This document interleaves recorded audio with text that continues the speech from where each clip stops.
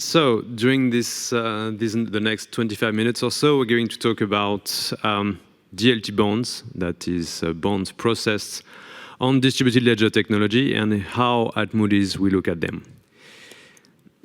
So, digital bonds. It's an emerging trend that's gradually getting traction. In terms of why companies are doing that, I think that's really important to understand why this domain is getting increasingly important. The long-term picture is to lower transaction cost. It will be about reaching a state where companies, no matter how big they are, will be able to access the bond market, including small and medium enterprises. It's also about a world where maybe as an individual investor, you'll be able to invest in bonds, which at the moment is not possible because usually you need to purchase roughly at least 1 million of those instruments. That's the long-term goal. Of course, it will take time to get there, but that's the vision. Where we are now, the issuances are accelerating. You may have seen recently the issuance by Deutsche Börse, which put in the market a 3 billion euro digital bonds. That's one of the largest bond issuance so far. There's been 7 billion in total issued. It's fair to say that many issuances are still proof of concept, but in 2023, we've seen an evolution. And increasingly, the instruments that are coming to the market are fully fledged instruments that really begin to resemble real transactions.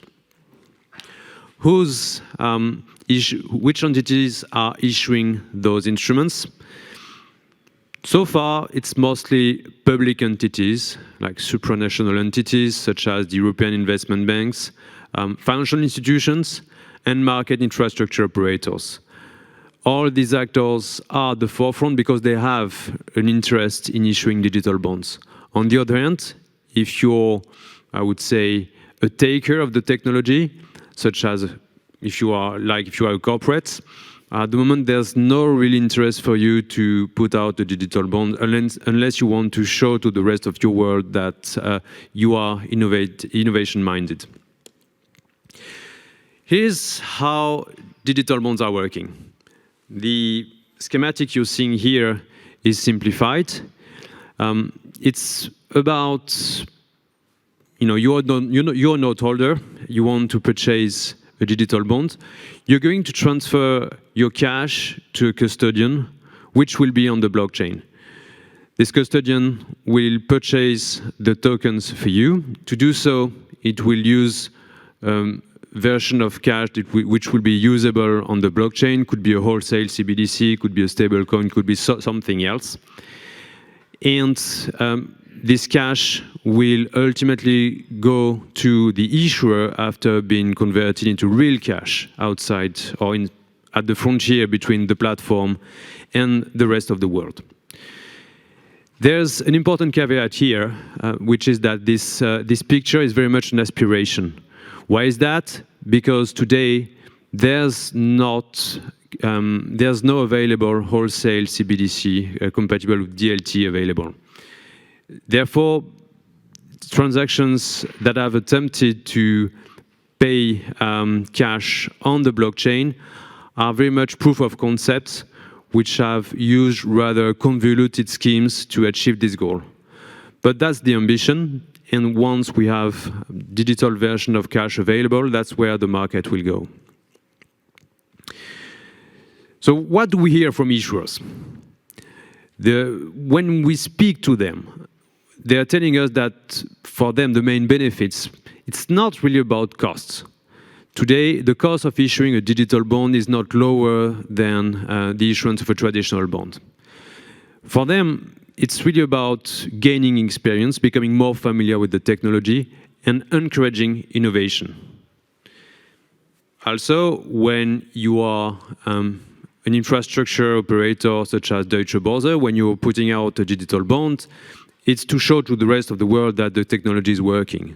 So in other words, it's about getting more revenue in the future. There are obstacles which at the moment prevent the industry to be, I would say, more competitive from a cost standpoint than the traditional industry. As I said, there's no tokenized cash available. That means that payments of principal and interest have to be processed off-chain. And this, in and of itself, prevents the industry from achieving a lot of savings it could get with blockchain. Another hurdle is the absence of mainstream custodians that are able to support digital assets. There are a few out there, but we understand that it's pretty difficult for a participant to find a reputable one. And lastly, you may have heard that already, but the lack of mature legal framework remains an obstacle in some jurisdictions, although not in Germany. It's important to highlight that. But more importantly, in areas such as the US, where the legal environment is still very much in flux. Despite all these challenges, most, if not all, the participants that have issued a digital bond plan to do so again in the future. We've talked about the trends and the reasons why companies issue digital bonds. But if you're an investor, how do you assess the risk of this instrument? At Moody's, what we say is that credit is credit and a bond is a bond. Which means, in other words, that if you're purchasing a digital bond, you're still going to be exposed to the credit risk of the issuer.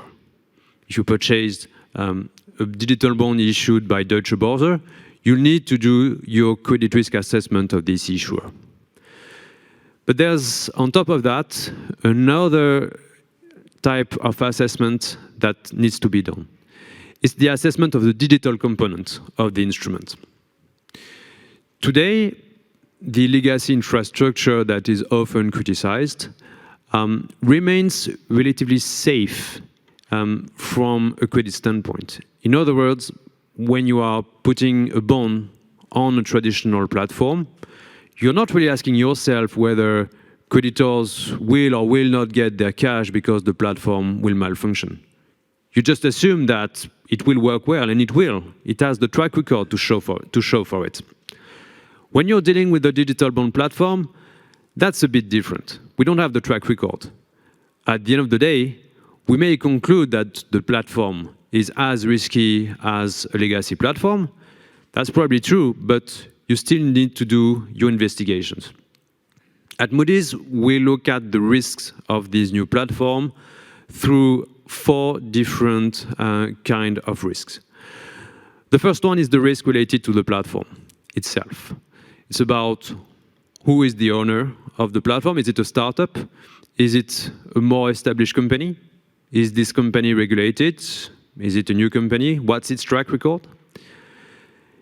And we also need to ask ourselves, what could go wrong in case there's a malfunction? Most platforms have business continuity plans in place. We need to understand how they work, in case they go down, whether there will be some data lost, and how long it will take to restore the platform into operation. Second part of the analysis, the risk of the smart contract. As I'm sure you all know in this room, smart contract can have bugs, and if you have too many bugs, or if these bugs create too many vulnerabilities, you can get your funds stolen. And that's just one of the risks among many.